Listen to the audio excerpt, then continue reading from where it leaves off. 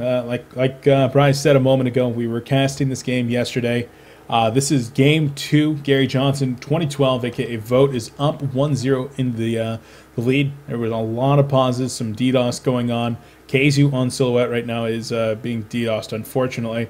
And there was just a big team fight, but we're going to get back into it because we were asked to leave yesterday. So we're going to finish up this replay and the series.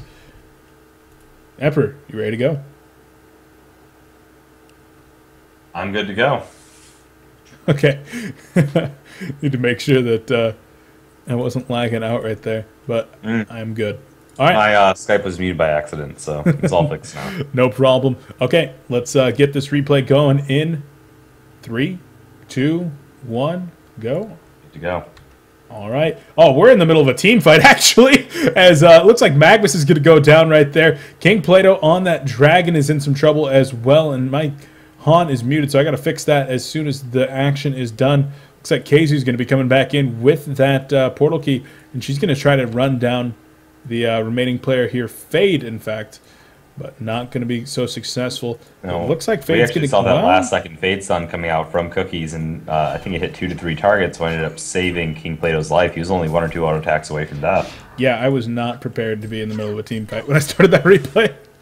But yeah, I remember the moment exactly now. They were sort of scattering back. There was a little bit of an issue where some players were lagging out and they needed to pause, and something went down and it got paused in the end. But yeah, it was paused literally in the middle of a team fight, I remember now. But let's take stock of this game. Currently, there is a 6,000 gold lead for Vote, as well as a 3,000 experience lead.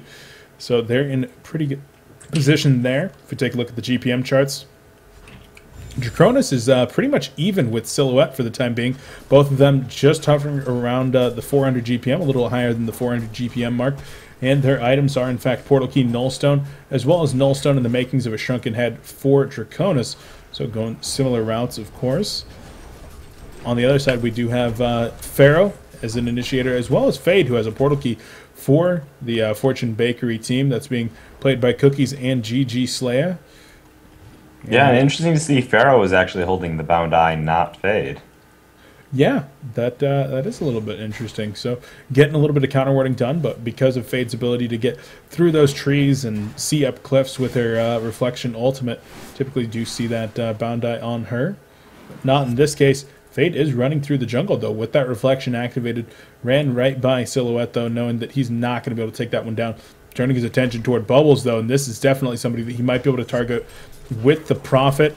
Prophet trying to get in position.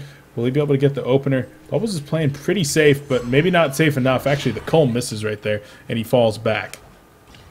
Yeah, I think at that point he knew he wasn't going to get a kill. He was just doing the call there just to poke a little bit, not even to open up necessarily on the Bubbles. So, all right. Skyzo on that Bubbles does have a tablet of command, so not opting to go with the Portal Key just yet. Shrunken Head Bubbles. I don't know that I've ever seen a Shrunken Head on Bubbles. That's yeah. Why are you saying Shrunken Head for him? I saw the Shrunken Head that the recipe is being delivered right now to the Draconis, and so that was on my mind. Oh, okay, okay.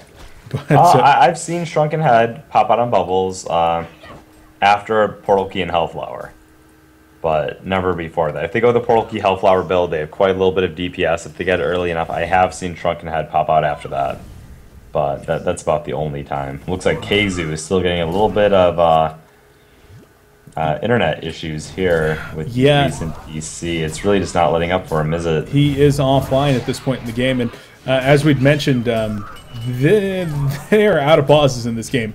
All 6 pauses have been used up for close to an hour worth of pauses total in this game. But they're unable to pause right now, so KZU is disconnected, of course, being played by some other member of Vote. We're not quite sure which at this point. It actually looks like it might be Swindlemons, as his hero was kind of standing still during the time that Silhouette was being microed. But hopefully KZU gets back into this game. That would be really unfortunate if he's just offline.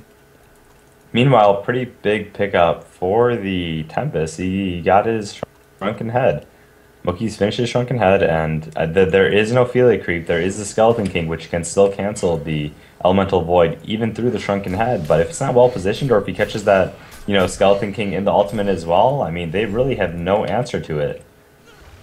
Yeah, that Skeleton King, so important when dealing with that Shrunken Head Tempest. And, of course, the Shrunken Head finished up for Decronus as well, as we pointed out a minute ago. Barrier Idol being finished up on Z-Freak as well. You can see a little bit of banter going back between these players. And there's obviously some tensions going on. Actually, Fade in some trouble. Slicks manages to get the kill with the ultimate on Magnus there, and the assistance from Swindlemelons in the form of the red power throw. They're going to try to push up here.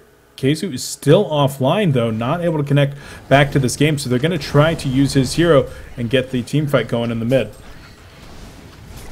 Yeah, one hero down. It would be their time to push. Fade is sitting on a buyback, however, if she chooses to use it. Might not be a bad moment. I believe the actual Slicks' ulti, the Eruption, is down on Magnus. So. Yep, down for 80 more seconds. Keizu reconnects here. So Vote in a decent position to actually get this team fight going. The ultimate use does buy back on Fade.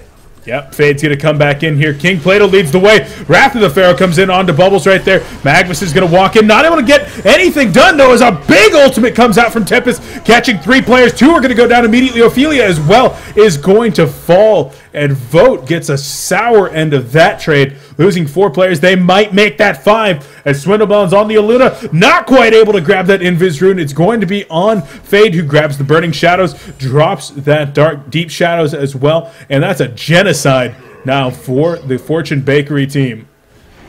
Okay, I must say I don't understand. I did see the Skeleton King outside of the Elemental Void. Did he simply use his net way too soon in the fight, or what? He was sitting out there just auto-attacking the entire time. I don't know.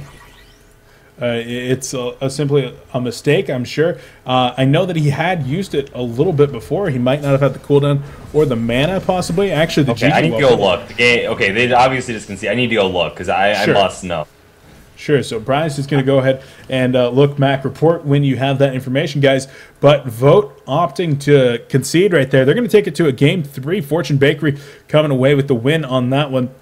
And hopefully Vote does not have as many internet issues in the next game. But we're going to get into that one. As we're going to Game 3, the rubber match to decide it all. Who's going to be continuing in this Winners Round 3 Winners Bracket semifinal matchup. HoN Tour Diamond Division Cycle 1. Who's going to be going on to face the winner of TDM versus Complexity. It'll be decided in the next game. Bryce, did you figure out what happened with that Skeleton King? Yeah, he used the the King's Grip, the ensnare from the Skeleton King, onto the Draconis to break the Nullstone, which, I mean, Draconis didn't really care. They didn't really have any, I mean, they did have, you know, Silhouette, Magnus, things that could stun, but yeah, anyway, it came out onto the Draconis. The Nullstone was broken, but that Tempest signaled, hey, I can go in and ulti whenever I want with impunity, and so he did.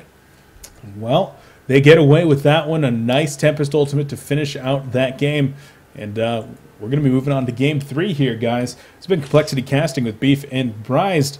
We're going to go ahead and take that into a Game 3. So we're going to get that set up. Back in just a moment with that one. Brized, any words to say before we head on out? No, I would have been really interested to go back and watch that game, see who maybe would have won. I think it actually, I know that, you know, for a fact that Vote was in the lead before the whole DDoSing, before the pauses all came into effect. But I did see Fortune Bakery as having a team that could make a strong recovery, as we saw there in that last team fight with the Draconis AoE combined with that Tempest ulti. You know, combined with all the effects, they were able to actually turn a fight around quite easily. So I actually would have really loved to see that game go on sort of uninterrupted, but it's really unfortunate about the whole DDoSing situation. Yeah, so we'll get on to Game 3, and I'm not sure if it was resolved in the Game 3, but we will certainly hope that it is. Guys, we're going to go to a quick break and get the next game set up. We'll be right back. Stay right here.